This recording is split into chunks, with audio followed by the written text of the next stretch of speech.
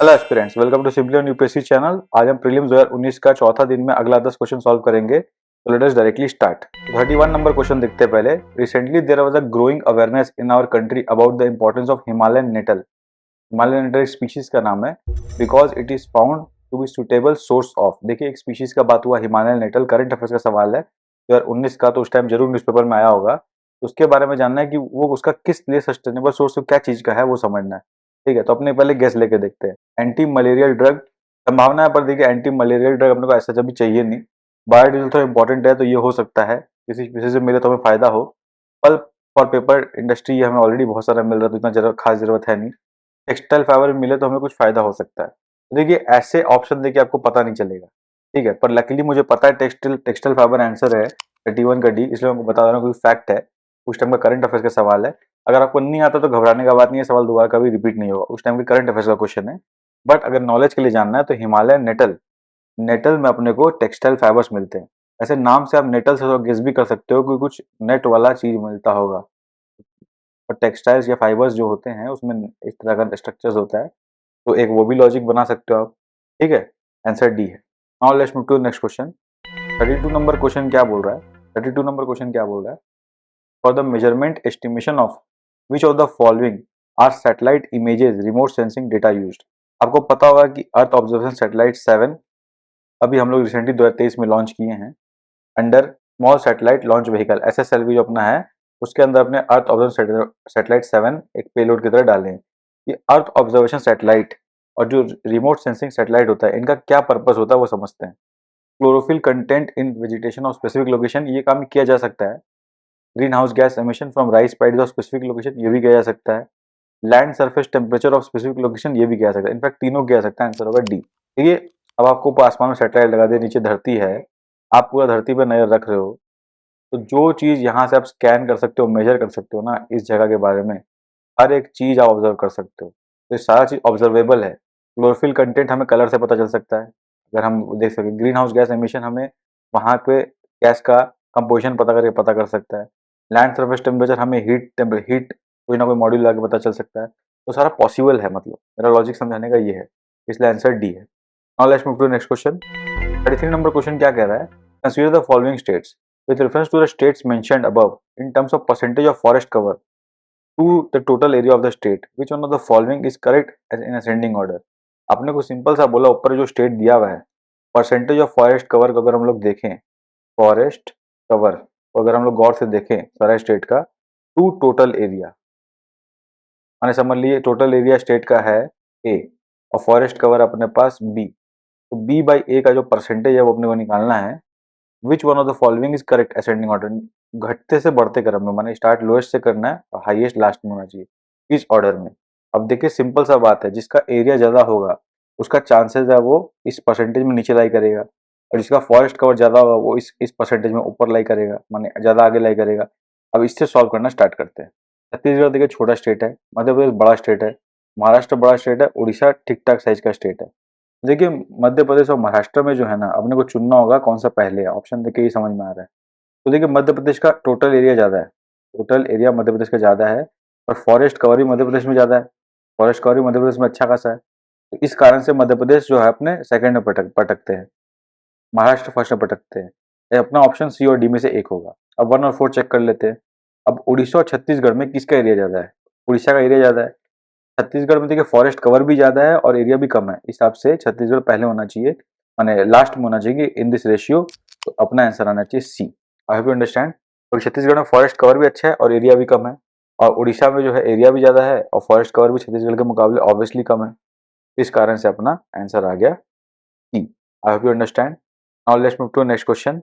34 number question देखते हैं। Which one of the following statements are correct about the deposits of methane hydrate? Methane hydrate क्या होता है? ये मीथेन इसको बोलते हैं, इसका हाइड्रेट बना देना, ओ एच या एच कुछ लगा के। तो मीथेन हाइड्रेट जो होता है ये एक तरह का, आपने समझ लीजिए परमाफ्रॉस्ट। तो मीथेन हाइड्रेट एक तरह का क्रिस्टल्स या डिपॉजिट्स होता है, क्रिस्टल्स या डिपॉजिट्स होता है। अब ये क्लाइमेट चेंज की वजह से जो है ना, ये गैस रिलीज कर सकता है मीथेन। ठीक है, अब इस स्टेटमेंट को पढ़ते हैं, कौन सा स्टेटमेंट सही है। Global warming might trigger the release of methane gas from the deposit, possible है। Large deposit of methane hydrate are found in the Arctic tundra and under the sea floor, ये भी सही है। Methane is in atmosphere oxidizes carbon dioxide after a decade or two. ये बिल्कुल सही बात है, आंसर होगा डी। देखिए ये पूरा फैक्चुअल सवाल है, वैसे इन्वायरमेंट से रिलेटेड थोड़ा सा फैक्चुअल ज़्यादा है ये, तो आपको ये पता होना चाहिए बेसिक सा बात, पहले मीथेन हाइड्रेट क्या होता है और उसके बारे में सारी इन्फॉर्मेशन मुझे पता था, आंसर डी है। ठीक है, let's move to the next question. 35 number question क्या है, which of the above are released in the atmosphere due to burning of crop और मास बायोमास रेसिड्यू।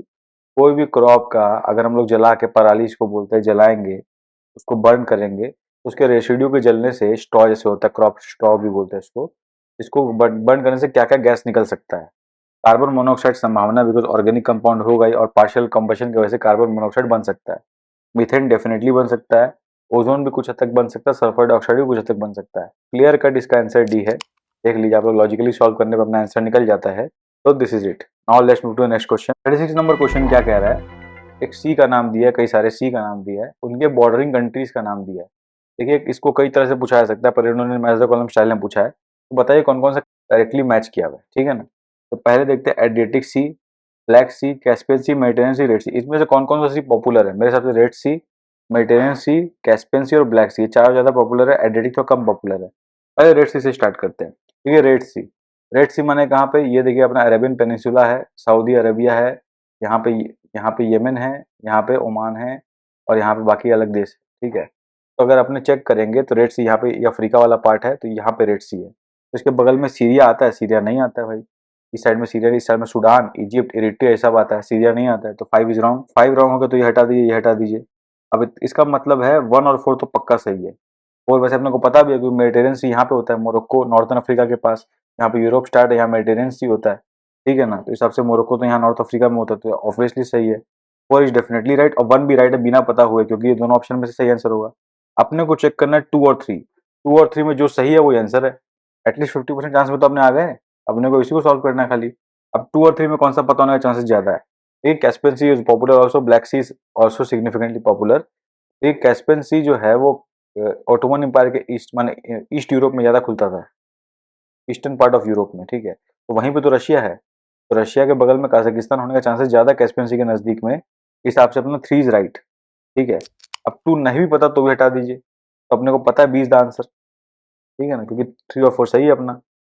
और let's move to next question. 37 number question में क्या पूछा है, among the following which one is the largest exporter of rice in the world in the last 5 years. देखिए China बहुत तगड़ा exporter था राइस का एक जमाने में, इंडिया भी अच्छा खासा एक्सपोर्ट करता है। चाइना इंडिया फर्स्ट सेकंड की लड़ाई करते रहते हैं। देखिए 2019 का सवाल है, उसके लास्ट 5 साल माने 2014 से 2019 का लगभग बात कर रहा है अप्रोक्सीमेटली। देखिए चाइना और इंडिया में टफ कंपटीशन चलता है, पर इस टाइम इंडिया जीत गया था, आंसर है बी, तभी करंट अफेयर्स में पॉपुलर था, इसीलिए एग्जाम में आया भी। ठीक है, बी आंसर है। 38 नंबर नेक्स्ट क्वेश्चन देखते हैं क्या है, consider the following state pairs. ये ग्लेशियर्स दिया है, रिवर्स दिया है, इनमें से कौन सा रिवर कौन से ग्लेशियर से राइज होता है, सोर्स का बेसिकली बात किया गया है, तो उस पर मैच द कॉलम करना है। Late us directly start. देखिए अपने को पता है यहाँ पे कौन कौन सा रिवर दिया है, यमुना, चेनाब, मंदाकिनी, नुब्रा, मानस। नुब्रा जो है लद्दाख साइड में निकलता है, तो ईस्टर्न साइड से निकलता है, तो सियाचिन के पास से रिवर निकलने का संभावना बन रहा है, तो ये सही हो सकता है, चांसेस का सही होने का राइट है।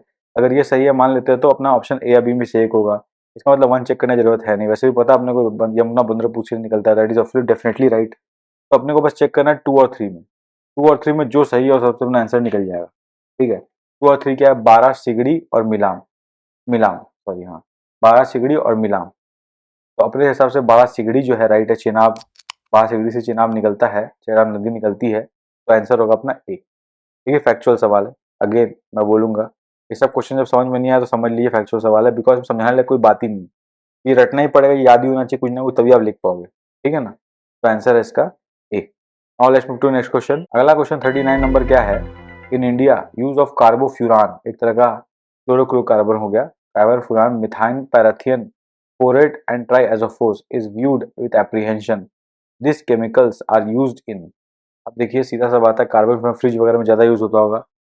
ठीक है, प्रिजर्वेटिव्स में संभावना है, एग्रीकल्चर पेस्टिसाइड्स में भी संभावना है। अब देखिए क्रिटिसाइज किया जा रहा है, फ्रूट राइपनिंग एजेंट चांसेस कम है, मॉइस्चराइजिंग एजेंट इन कॉस्मेटिक ये भी चांसेस कम है। तो अपने पास क्या बचता है, पेस्टिसाइड इन एग्रीकल्चर और प्रिजर्वेटिव इन प्रोसेस्ड फूड। अब इंडिया में कोई चीज़ को भारी मात्रा में आप माने क्रिटिसाइज करोगे तो वो हाई स्केल होना चाहिए, तो एग्रीकल्चर ज़्यादा हाई स्केल है, अपने ए के संग जाएंगे। ठीक है, is the best answer. Now let's move to next question. देखिए करंट अफेयर्स का सवाल है, अगेन करंट अफेयर्स का सवाल है, फैक्ट्स है थोड़े से, थोड़ा साइंस का ही बात है, तो इसके अवेयरनेस से यहाँ पे ए आंसर लगाया जाएगा, वरना ए और बी तो आप भी नैरो डाउन कर सकते हो सिंपल लॉजिक से। तो उसके बाद आपको 50, अगर कोई भी आर्टिकल लगाते हो तो आपको सक्सेस होने का चांसेस 50% है, ठीक है ना। 50% क्वेश्चन को राइट करने का चांसेस के संग आप रिस्क ले सकते हो। Now let's move to next question. 40 number question क्या कह रहा है, consider the following statement under Ramsar convention. Ramsar convention यानी कि वेटलैंड्स का हुआ था, रामसर कन्वेंशन ईरान में, ठीक है ना। Ramsar convention it is a mandatory on the part of the government of India to protect and conserve all the wetlands in territory of India. Mandatory तो कुछ भी नहीं, ठीक है ना। रामसर कन्वेंशन का जरूरत नहीं है, हमारे पास अपने पास इंडिया में अपना वेटलैंड्स एक्ट है, उसके तरह प्रिजर्व कर रहे हैं, वेटलैंड एक्ट की तरह रिकॉग्नाइज कर रहे हैं, प्रिजर्व कर रहे हैं, तो हमें रामसर का जरूरत तो है नहीं। तो one is wrong.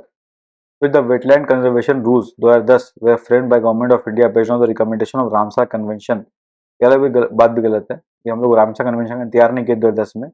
Ramsar convention के बाद हम लोग खुद का कमेटी बैठा है, हम लोग बोले भाई काम करना है, वेटलैंड को बचाना है, अपना वेटलैंड एक्ट बना है, उसके अंदर रूल्स बनाएंगे, रूल्स बना के हम लोग कंजर्व करेंगे। Two is wrong. तो जब वन और टू रॉन्ग है ही तो बच क्या गया सी, खाली थर्ड बिना पढ़े भी उसको राइट लगा सकते हैं, फिर भी पढ़ लेते हैं। The wetland rules 2010 also encompass the drainage area और the catchment regions of the wetland as determined by the author. सही बात है, खत्म हो गया। I hope you understand. इतना बेसिक सवाल था आज के दिन में, बस थोड़ा अंडरस्टैंडिंग का जरूरत था, आई होप आप लोग कर लोगे। ये देखिए ये यूपीएससी का ऑफिशियल आंसर की है, यहाँ पे दिया हुआ है क्वेश्चन बुकलेट में, जो टेलीग्राम में अपलोड कर दिया है इस वीडियो के संग संग। उसके बाद क्या है, ये वीडियो सॉल्यूशन आप जो देख रहे हो ये यूट्यूब पे साथ अपलोड हो गया है। इस इनिशिएटिव से जुड़े रहने के लिए डेली इस टाइम के संग आप जुड़े रहे, चैनल के संग जुड़े रहे तो आपको डेली अपडेट मिल जाएगा, या फिर टेलीग्राम में ज्वाइन रहेंगे तो आपको डेली अपडेट मिल जाएगा। ये आइकन्स है, ये वेबसाइट्स के आइकन्स है, यहाँ पे विजिट कर सकते हो आप लोग हमारे वेबसाइट पे, और यूपीएससी से संबंधित और जानकारी हासिल कर सकते हो। कुछ ना कुछ सपोर्ट रिसोर्स भी आपको मिल जाएगा जो आपके लिए हेल्पफुल होगा। आई होप आपको इनिशिएटिव अच्छा लगा हो। If you like the initiative channel को लाइक करें, सब्सक्राइब करें, और जो क्वेश्चन बुकलेट है उसको एक्सेस करने के लिए simply learn official channel Telegram में है, उसको वहाँ ज्वाइन करें, वहाँ आपको इसका एक्सेस मिल जाएगा। तब तक के लिए best wishes for the examination.